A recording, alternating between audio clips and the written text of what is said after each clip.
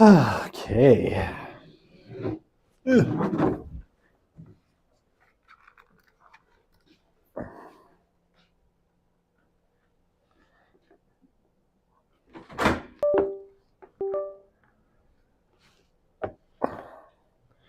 Our entertainment has arrived. You'll be at the back, okay. Just, strum a few chords for us now and then. All right. The lights are too bright. Okay, welcome back. All right, so today we're going to keep going through some arguments talking about sex and intimacy with our kind of youngest cohorts. Lots of interesting stuff to talk about here. So we ended off last time. I guess we ended off here, right? So we're talking about this data, and this is data sort of put together in these beautiful visual forms by Ryan Burge, right? Who's a political scientist, and we forgive him for being a political scientist at East Illinois University in the U.S. Right? Does some really, really great data viz stuff using R. And I think it makes a great case for why you should learn to use tools like R. That said, because he's gone from like an obscure professor to one of the most sought out social scientists in America because his graphs are so well illustrated. This one, though, coming out of a whole article he did on his Substack, Graphs About Religion. If you're interested in religion, particularly in America, it's well worth the annual subscription fee because he puts out some banger sociological posts. I know that's what you're all looking for in your private time. You're just like, where can I get more sociology and more kind of data analysis? Well, Graphs About Religion on Substack is honestly like well worth a subscription. And I do not get kickbacks from Ryan for this. We've never met. But whatever, he's great, and I use him a lot in all of my classes, especially this one though, and SOC of Religion.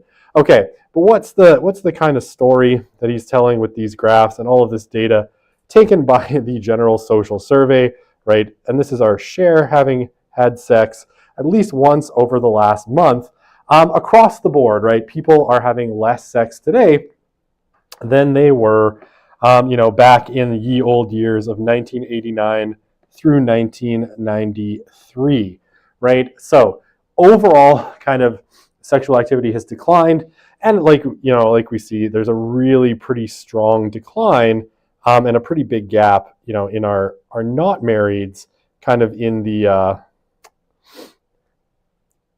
20 to 30 cohort, which is where you would expect, young people probably out looking for partners and therefore probably pretty sexually active, but that doesn't appear to be as much the case.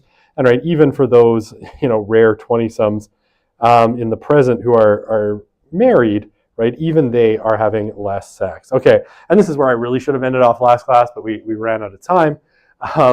This is from the Substack piece that he wrote about this. And I'm a sucker, if you know anything about me, I'm a sucker for Neil Postman, right? Obviously, we've talked about him in this class. He says, right, I guess we are pondering the same thing right now. Why are people having less sex today than they were in the 90s? And he says, I don't think it takes too much imagination to conjure up the most likely suspect. Smartphones. I think we can all admit that sexual behavior is somewhat related to boredom. When you have something to entertain yourself, then sex might not be top of mind, right? And here, I always like to refer to this as the, you've all probably heard the expression, Netflix and chill, right? As a euphemism for come on over, watch Netflix, but actually I'm inviting you over to have sex. Well, increasingly what appears to be the case is it's not Netflix and chill. It's just Netflix by yourself. So there is no chilling involved. Okay, so, and he's, and then this post, or this part of the post, that he's reminded of Postman's masterpiece, Amusing Ourselves to Death, and his thesis in that book is simple. Our addiction to amusement is what will lead to the decline of civilization. For some, farming clicks and shares on social media gives us the dopamine hit that supplants feelings derived from sexual contact. And he says, and I have to agree with him here, and I have to admit, that is a really bleak thought, right? So maybe, Johann Kurtz could add smartphones and the entertainment created by smartphones to the list of things that maybe is causing fertility declines. And I think that's actually a pretty viable thesis. I did see an article, by the way, and I'm just going to throw this out there for no reason before I move on, talking about something else, which is, man, you hate R. If you learn how to use R really well, and I'm not great with R, the data viz stuff you can do with R is incredible, right? And you can honestly, like I said, you could create for yourself a nice little career mining publicly available data. And I have lost my mouse, so I can't clear comments, so that's okay. Mining data and posting graphs on Twitter. So, that. Okay, what was I saying before I saw that comment? Oh, I was going to talk about South Korea, because I just saw an article about South Korea and the stunning success that South Korea had, because it has moved its total fertility rate, which was 0.073 in 2024. 2023, and in 2025 it had massively increased it by a whole bunch of things, including something like 3 years of shared maternity and parental leave. It had massively bumped the total fertility rate in South Korea to 0.81, right? So the South Korean fertility crisis appears to be, in fact, at an end. I'm, of course, being sarcastic, but they're basically trying to encourage employers to let employees have longer parental leave and more family flexibility. And they're like, yeah, it's working, right? But really, it's like a very, very small bump. Okay, so I just read that. I thought it was interesting, so I thought I would share. All right, let's talk hookup culture, and I'm gonna give you a break from my voice. I'm gonna let this lady talk for a little bit. All right, so this lady is Donna Freitas. Donna Freitas, I think now she's sort of kind of an independent scholar. At the time, she was at University of Notre Dame. Man, I have a real affinity for scholars at University of Notre Dame. I don't know what it is. Now that I think of it, there's even more than I've shared. Okay, but anyway, she was at the time a scholar at University of Notre Dame. I think she never quite landed a tenure track job and has moved on to some other things.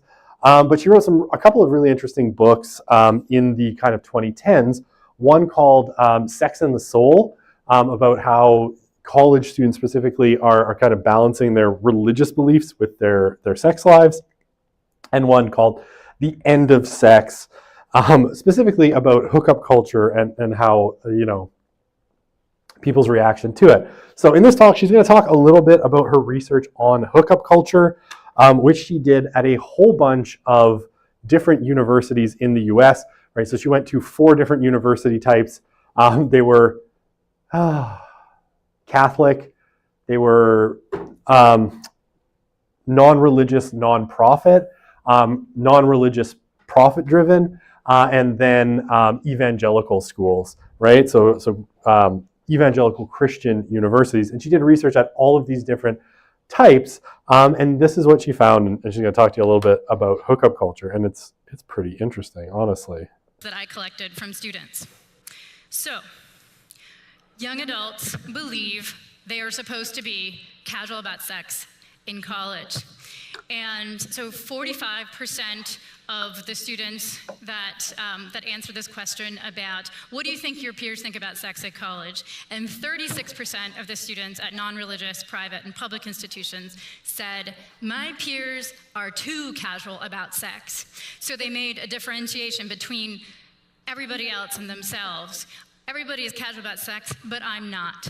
And then just about the rest of the students said, everybody on my campus is casual about sex. So they didn't make a judgment, they just said to be at college is to be casual about sex, though many of them don't feel that way themselves.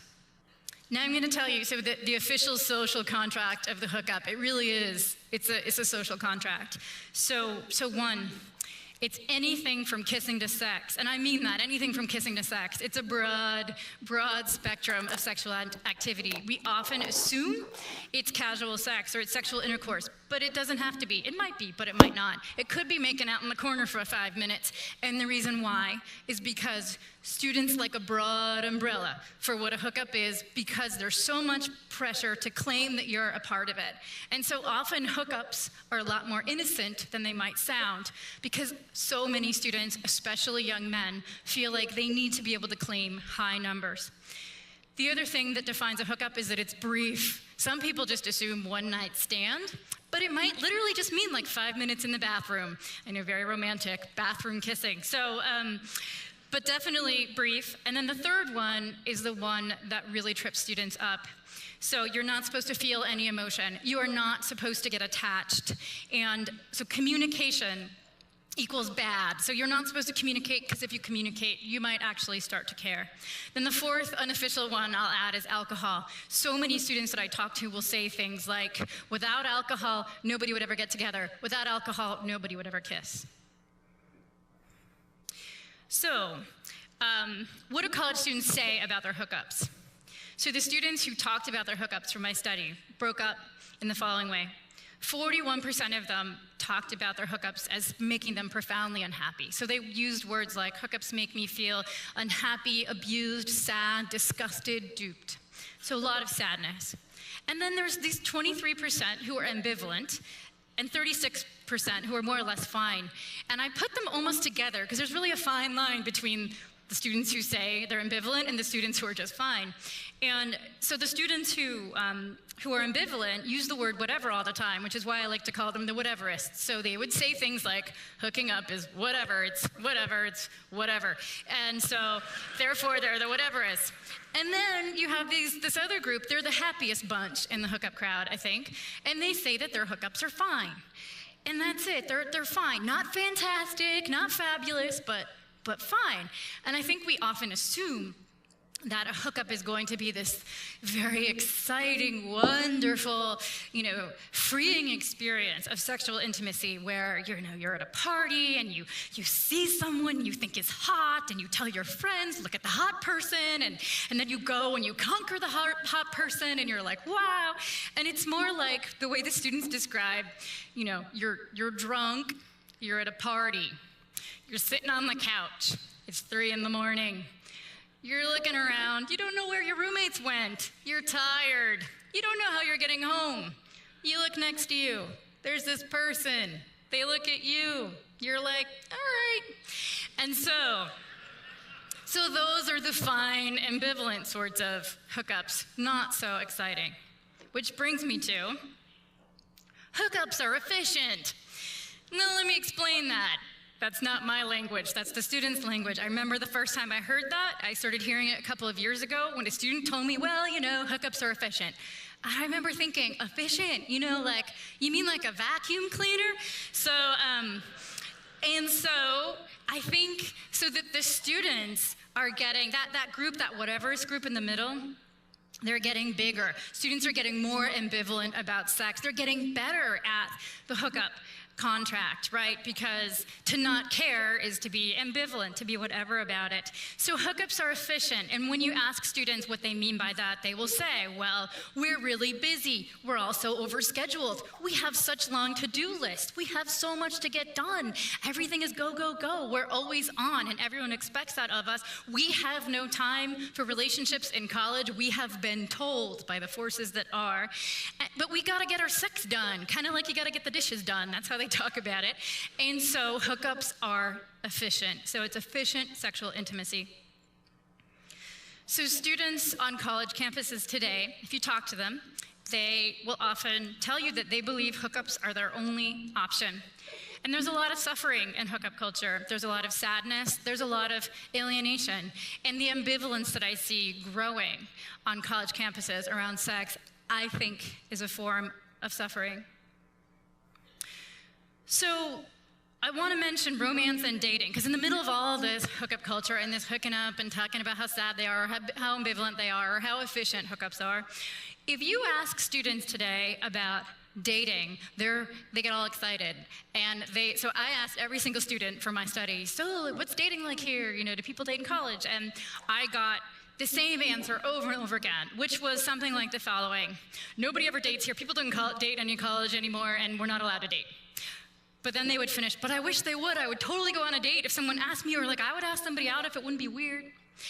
And so I heard this so often, over and over again, this, there is no dating, but I wish there would be, that I got to the point where at the end of my interviews, I wanted to tell the students, listen, I know you think that nobody ever dates here. However, when you leave this room, someone is going to be waiting to come talk to me. If you think they're cute, you should totally ask them out, because believe me, they want to date you. If they're not your type, just come back. I'm here all week. So lots and lots of interest in dating, but lots of unfulfilled dating going on. So students want to date, they feel like they're not allowed to. And the other thing, and this is both men and women, by the way, everyone assumes women want to date, men don't, but both men and women want to date, and men will tell you this behind closed doors. The other thing they yearn for is romance. So much yearning for romance. And what I learned from students was, ironically, in the middle of hookup culture, romance is very chaste. Romance is talking. It's just talking. It is talking for hours, like 5 hours. So, and not just anywhere, not like in the hall of your residence hall. So it's talking for 5 hours in a really lovely place. Like ideally there's a picnic blanket, ideally there's stars, or perhaps 100 candles lit in the room. As a former res life person, I remember thinking, but you're not in your residence hall room because you might burn the hall down. And so lots and lots of yearning for romance. And if you remember, I said that one of the things that defines a hookup is no communication, right? No connection. Well, romance to students is connection. It is knowing and being known. It's having a lavish amount of time to do that. It is just talking. Now, here comes the quiz. Okay, you don't have to take the quiz. That I collect. I mean later. I mean like Monday, yes, but not right now. All right, so lots of interesting stuff in there. I'll unpack it really quickly and just kind of go over it.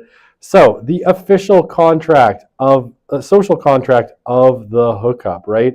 So these are the social rules that young people sort of all assume to be true when it comes to hooking up with people, right? So like she said, it is anything from kissing to sex, right? So it's this very, very broad definition, largely so that more young men than young women in this case can increase the number of people they hooked up with, right? So if you made out with someone on the couch at a party for 5 minutes or whatever, right, you could still say that you hooked up with them, right?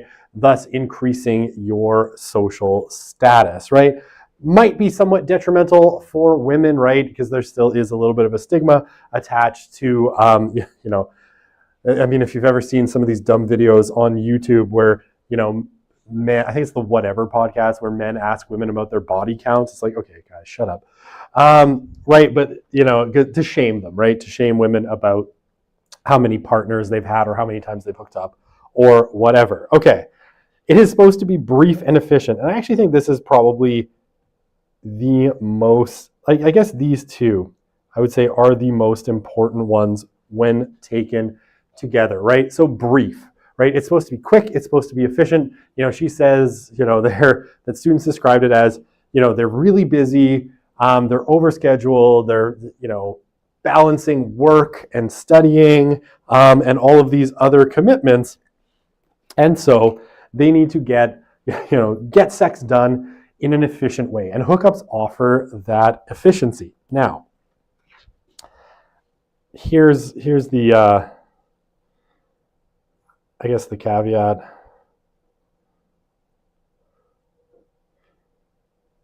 relationships are, they're inefficient. Relationships are time consuming, they're difficult, they take a lot of energy, they take a lot of time, right? You have to, spend hours hanging out, talking to each other, bless you, chatting on the phone, whatever it happens to be, right? Relationships are inefficient.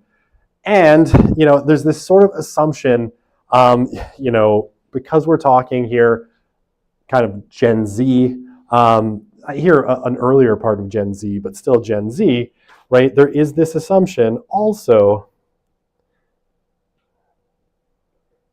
that relationships are for, I was about to write the number 4, and then I realized I can't do that to myself. They are for later, right? So if you remember kind of the general sort of life script that we see with millennials and Gen Z that we talked about, earlier in the course, and even when we're talking about capstone marriage, right? So if you want to link hookup culture to capstone marriage, hookup culture is the sort of, is sort of naturally fits into capstone, an idea of capstone marriage, because, this time when you're young is a time for, self-exploration, for getting all of those things done that you need to get done to qualify for marriage, and relationships would be inefficient, and they would potentially get in the way of that. And plus, those really serious relationships are for later, right? Therefore, when you've got all of those achievements and you're ready to kind of put that capstone on. So being brief and efficient works because you still get, to have sex and all of that stuff without necessarily tying yourself down or making things difficult. And yeah, zero emotions, right? Or you're supposed to feel zero emotions so you don't get attached. And what happens, usually if one person, I think the term, I don't know if it's still in use, but it definitely was a few years ago, that someone had caught feelings, right? That you're catching feelings, right? Well, that will get you cut off or ghosted, right?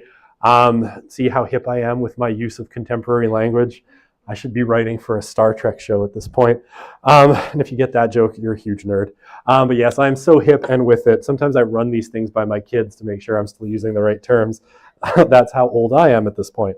At some point, my kids are going to be, in their 20s and 30s too. And that's going to be a problem. Then who do I ask? All right, yeah, so you're not supposed to feel emotions, right? Because that gets in the way of that efficiency, right? If things start to get complicated, then the efficiency kind of goes away. Someone at some point will explain to me what a situationship is. I still don't get it. All right. And alcohol, right? And to some extent, you can include cannabis here as well.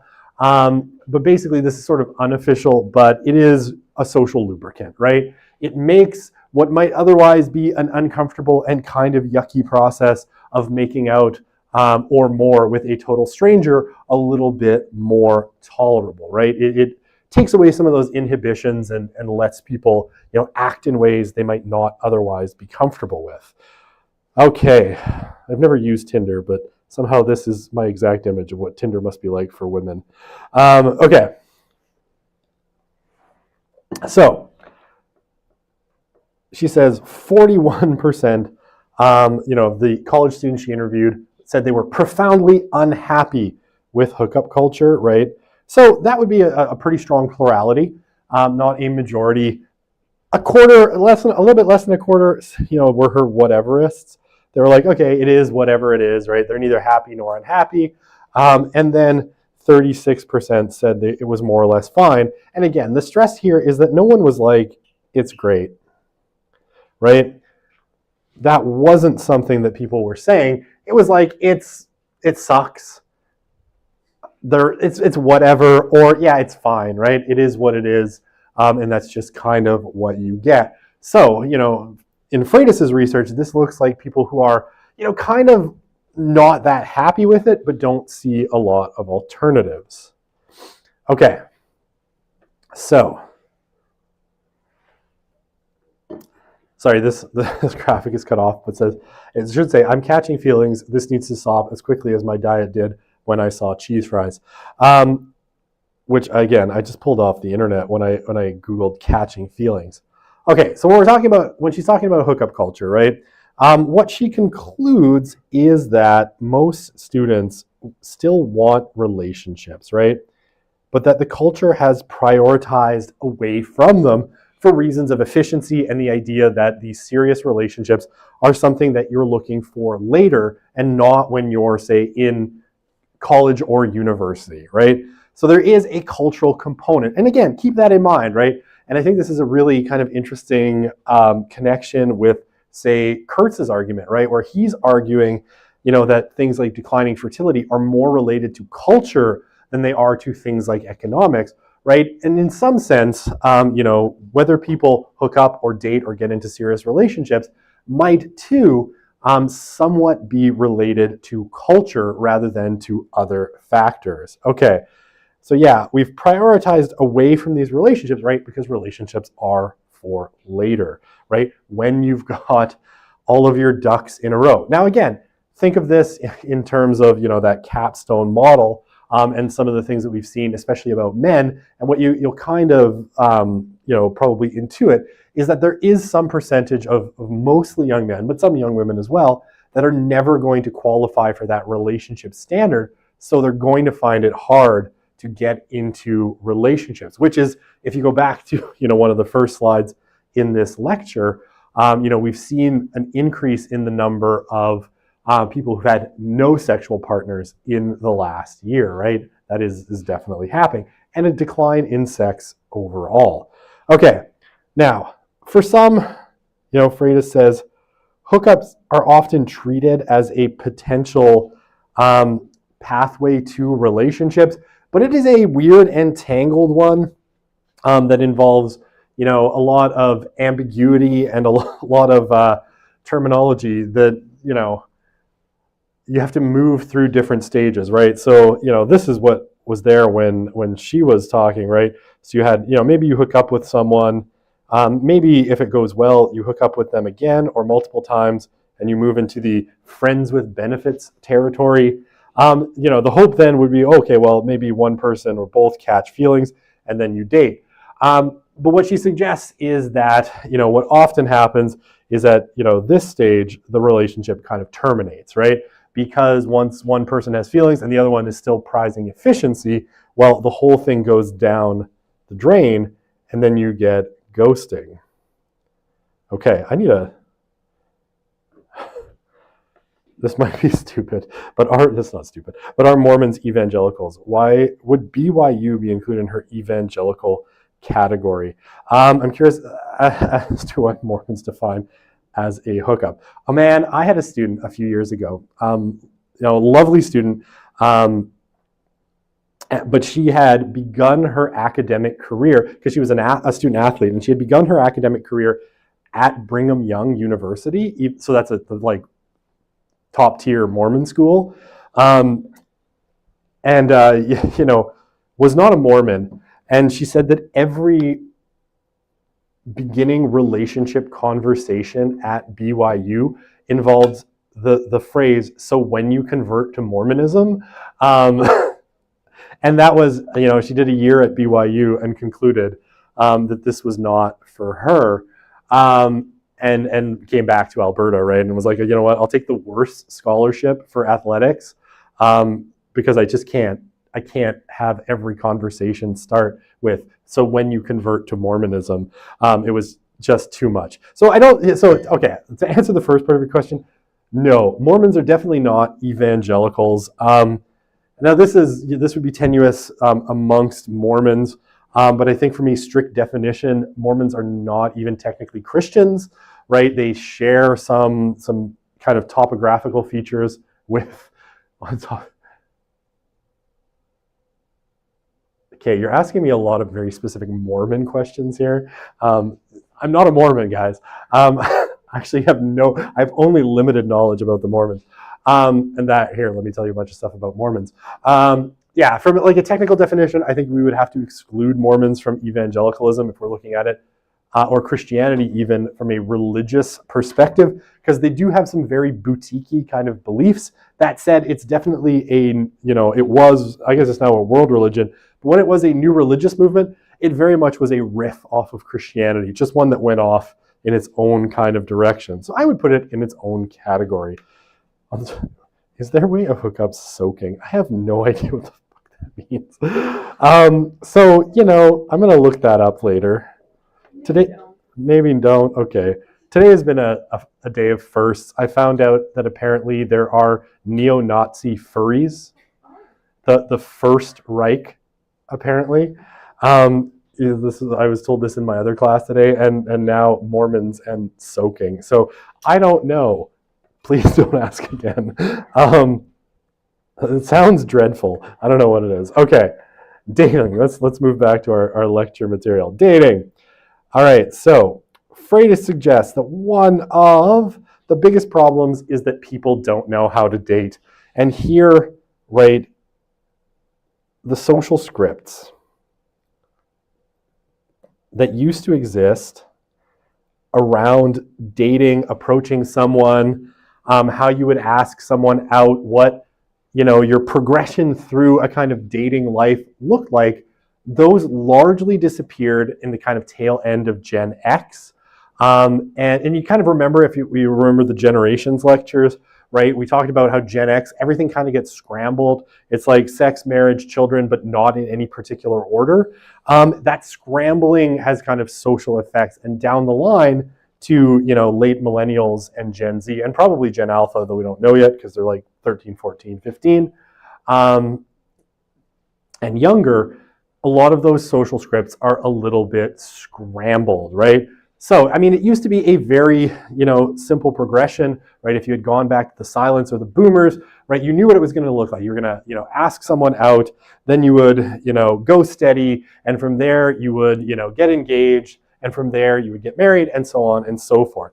All of this has kind of gotten scrambled, and the social skills around dating have gotten very, very mixed up, right? So, people don't know how to date. They don't know what dating means. They don't know how to initiate, and they're increasingly very nervous. And we see this a lot with Gen Z, a lot of social anxiety around approaching people, right? So they don't.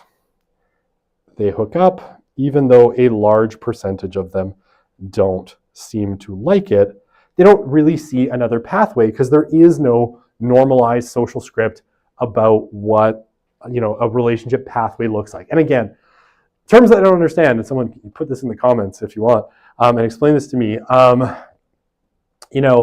People, this is talking to my 16-year-old. She's like, yeah, Molly and Nolan are in a situationship.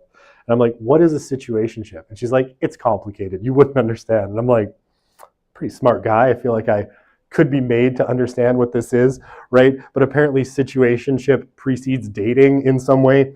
I don't know. These terms are crazy to me, but it's fun and interesting, and I like it. But, situationship is an interesting one because it shows that kind of breakdown of the social script, right? People are inventing new terms for relationships that aren't quite relationships and such. I think I just outed two of my daughter's friends on a live lecture. Okay, that's probably fine. I hope their parents aren't listening. I'm sure no one listens to my lectures that doesn't have to be here. That's probably for the best.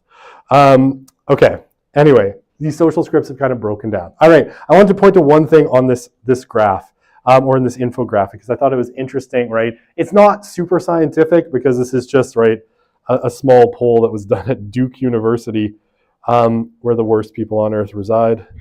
The Blue Devils, if you know, you know. Honestly, my few times being at Duke, I went to a basketball game. They were playing one of their rivals, North Carolina State University, and the whole time the Duke fans are chanting, if you can't go to college, that's okay. I guess you can go to state. And they just chanted this over and over and over again because they're a bunch of elitist jerks. And I thought it was kind of funny, but, they're terrible people. So, Duke, Blue Devils, go Blue Devils. I guess it's March Madness now, so Duke will be in it again. Okay, so what's interesting about this? Here, right? This is what I thought was really interesting on this infographic. The percentage of people who would like, or who would feel comfortable asking someone out, right? And so again, this is over a decade ago, it was only 42% of men and about 25% of women who felt comfortable asking someone out, right? So we kind of see there how you get into a relationship with someone, even though, right, 76% want to be in a committed romantic relationship. Very few of them seem to know, and minorities, tiny minorities in the case of women, know how to ask someone out. So again, what do? They rely on hookup culture, things like dating apps, for these kinds of things. And dating apps, are obviously fraught with their own sets of problems. Okay, so romantic ideals. She talked about this as well, but at all four of our college types, right, romance mostly involved getting to know someone. And the word she used is, it was very chaste, right? Which is your root word from Latin. It shares the same root word in Latin with chastity, right? So it is very chaste, meaning it is non-sexual, right? Romance is very non-sexual. It involves really getting to know someone, long walks, coffee shops, picnics, 1,000 candles. Again, candles are a bad idea. LED lights, much better today. Less chance of burning your house down, but whatever. I guess LED lights are less romantic. But very much about getting to know someone, and very few people thought it involved sex, at least at first, right? Sex is something that might come from romance, but it wasn't something that was immediately there in romance. And some minority thought it involved kissing, but not in the sense of like furiously making out in the corner, more like a goodnight kiss after a really great night. And almost no one said that it included alcohol or drugs, except maybe the occasional glass of wine with dinner at one of those dinners where you're talking for a really, really long time. Okay, so let's look at some numbers here. These numbers come from the Center for Disease Control, right? And their National Youth Risk Behavior Survey. And I wish I could get updated numbers, but they haven't published it in a kind of easily usable form in a few years. But we do have some interesting numbers here going up to, from 1991 to 2015. And I would suggest this trend has just continued, right? And what do we see, right? In 1991, so these are, I forget the age range of this. So if I recall, this is our 13 to 19-year-olds, if I recall. Okay, so we see ever had sexual intercourse, right? And what we see is over time that number had dropped considerably, right?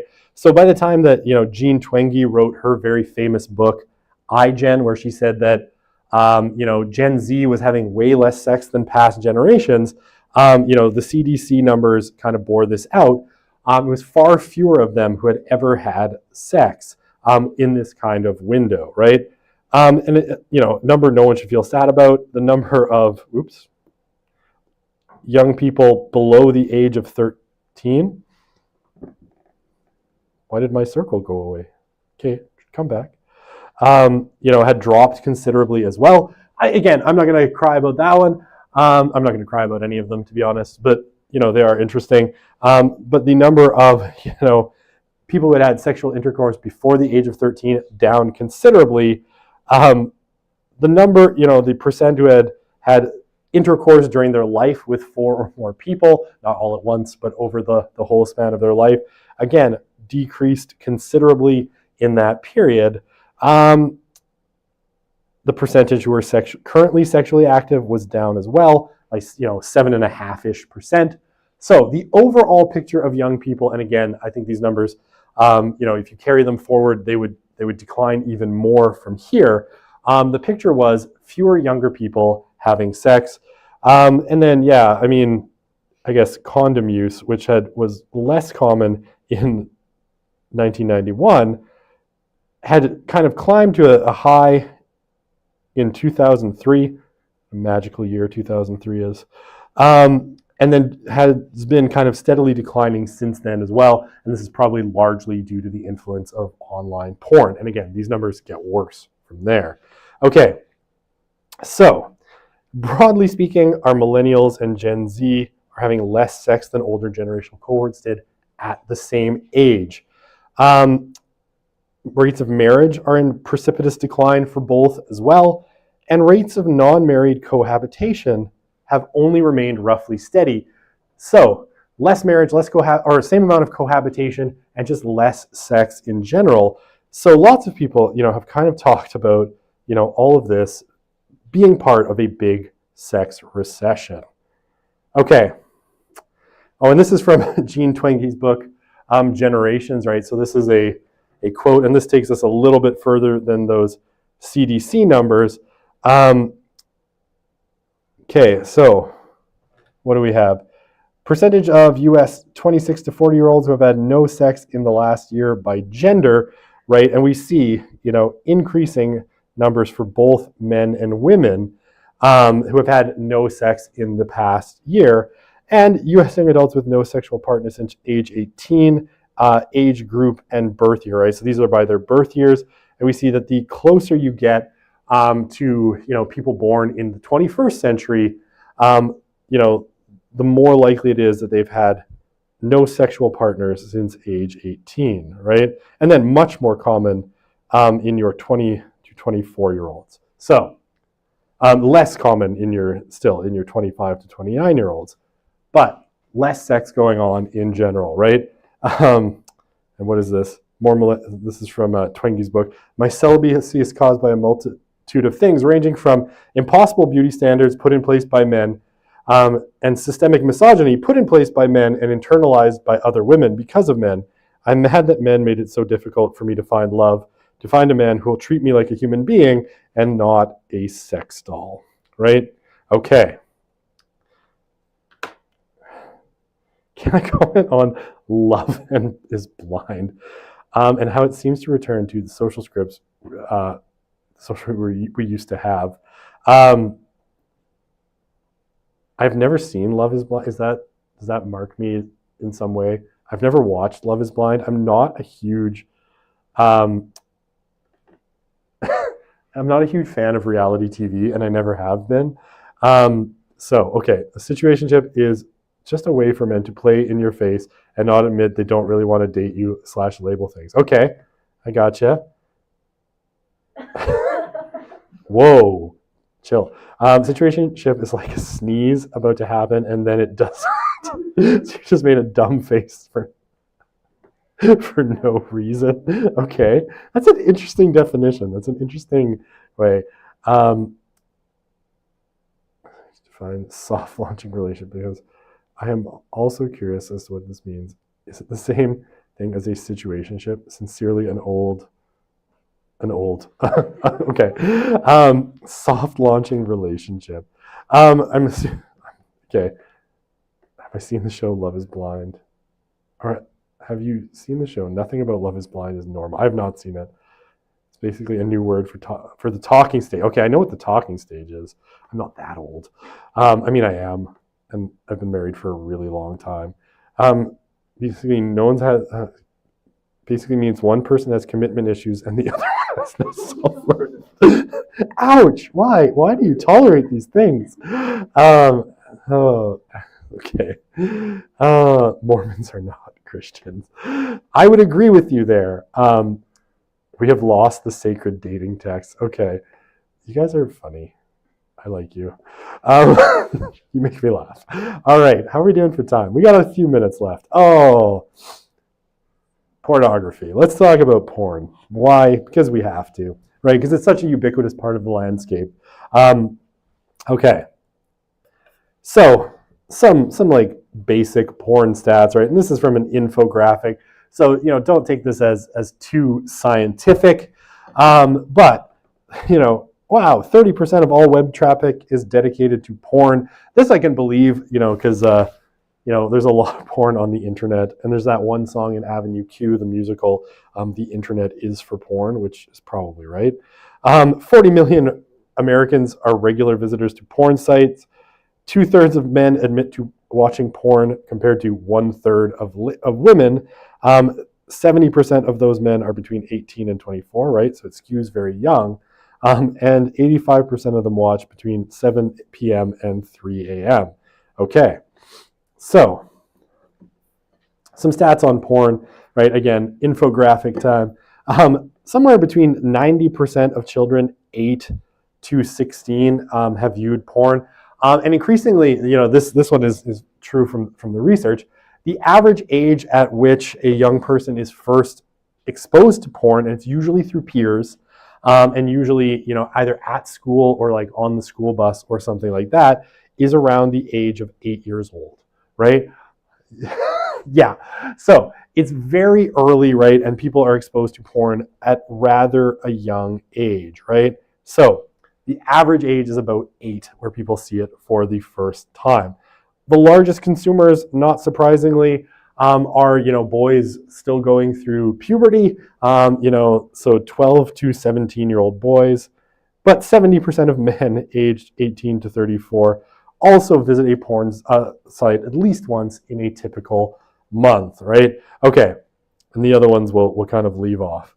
All right, so porn research, and take this, and maybe not from an expert, but from someone adjacent to an expert, because my master's supervisor, her name's Rebecca Sullivan, she's at University of Calgary, one of Canada's leading porn researchers. And so I got to help her on one of her porn research projects back in the day when I was doing my master's at University of Calgary. And she teaches a class, or she did, I haven't talked to her in a few years, but she did used to teach a class on porn at University of Calgary where they actually watched porn in class. And this was always kind of strange and interesting. And the first 3 weeks was just gay porn because she wanted to basically drive out people who were just there because they wanted to watch porn in class.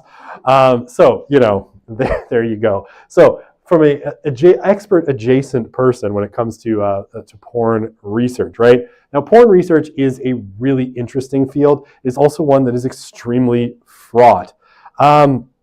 There are a bunch of really interesting problems with porn research that you always have to kind of caveat when you talk about porn. One is social desirability bias. It is really, really hard, even in online anonymous surveys, to get people to be honest about their porn use, right? Most people still view it as a somewhat stigmatized thing, and therefore are generally kind of unwilling to talk about it. It's also virtually impossible. Like, lots of people have tried to run randomized control trials where they would want to see, like, okay, what's the, what difference does porn consumption versus non-porn consumption cause in like behavior, attitudes, and these sorts of things. And one of the big problems with porn research is it has been really, really hard to assemble control groups, right? Of males in particular who use porn not at all, right? And they've tried this on a number. There's one very famous study which was done in the US, I can't remember which school, where they tried for 2 years to set up this randomized control trial where they would have a control group with enough men who weren't porn users, and eventually they abandoned setting up the trial because they could never establish a sufficient control group, right? All right, there's lots of talk always, about lab studies, including brain scans where they, do brain scans of people. Some of the weirder ones are like they want to put someone in like what is a CT or a CAT scan machine to do like a CAT scan of their brain while they're watching porn. Think about being the researcher that proposes that to the research ethics board, right? There are a bunch of profound methodological problems. The biggest one is most of the kind of brain studies that have been done are really small sample size, so the data is a little bit chunky. Okay, now that said, when it comes to porn, right, and porn research, there are basically sort of two big areas of concern for researchers, right? And one is around body image. And it used to be that this was principally body image in women, right? But increasingly, the concerns are obviously shared both for women and men, right? With men consuming a lot of pornography, they too are being sort of exposed to these scripts of what an idealized male body is, and often feeling like they don't kind of measure up to that. Okay. I think she was like, we're going to just bite the bullet, as it were, and say that those people, I guess they get what they want. Okay. Alrighty. So, body image, right? Oh, I'm out of time. How much slides do I have left? Oh, we can finish this easily next class. Okay, let's stop here. We'll pick it up here. We'll talk about body image. We'll go through the porn stuff next class. We'll have a little bit of time at the end to talk about midterm number 2, which bears down on you like a ravening wolf. Not to put a terrifying image in your head. No, it bears down on you like a friendly puppy. That's much better. All right, we'll see you on Friday.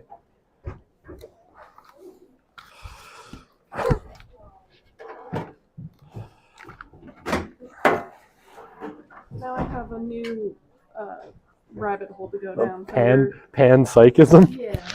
It is a wild theory. I know I have a few kind of acquaintances who are philosophers of consciousness who are panpsychists, and it is like hearing them talk. It's like, wow. It's like, yeah, but your consciousness